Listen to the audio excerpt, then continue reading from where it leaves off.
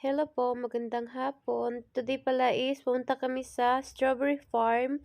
Dito malapit lang din sa amin. Actually, mga 5 miles away lang siya. Kasi yung baby ko mahilig siya sa strawberry. So nakapag-decide ako na mamitas na lang doon malapit sa amin. Kaso patapos na yung season ng strawberry na to. Kaya konti na lang yung nakuha namin. At saka parang tira-tira na lang. Pero nakakuha pa rin ako ng 2 kilo. Yun, kasama ko yung asawa at anak ko. Ay, yung anak ko gusto niyang mamitas din at saka kaso kakainin niya diretso kaso nga madumi pa to. Palagi niya sinasabi, am. Kasi alam niya talagang pagkain to eh. Alam niya strawberry kasi araw-araw siyang kumakain ito. Mahilig siya talaga. Tsaka sobrang tamis niya ha. May ano din, white strawberry din to ito. Kaso hindi ko siya pinitas kasi akala ko hindi pa siya hinog. Talagang white strawberry talaga siya. Ganun talaga yung kulay niya. Kaya yun, naghanap na lang ako sa iba. Patapos na tong season na strawberry nito, may tinanim naman silang bago.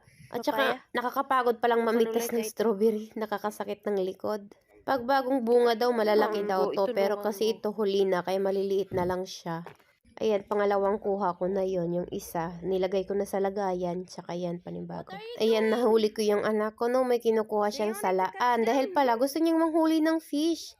Parang natatakot lang yung fish sa kanya kasi nga, ginagalaw niya yung tubig eh. Kumuha pa talaga siya ng salaan, no? Marunong na siya yun. Parang naglaro lang. Ito, pinamimigay lang nila yung isda eh. Actually, marami pa to sa unahan. Ewan ko para saan to. At saka dito, marami din silang ibang mga pananim. May mga papaya. Ayun, hinugasan na ng asawa ko. Kasi nga, naghihintay na yung anak ko. Palagi niya sinasabi, am. Sinasabi niya, tagal naman na maghugas ng tatay ko. Kasi, kain na siya yun. Inabangan niya pa nga talaga eh. Mahilig talaga siya sa strawberry. Ayun no. So, yun, yum. Kumakain na siya.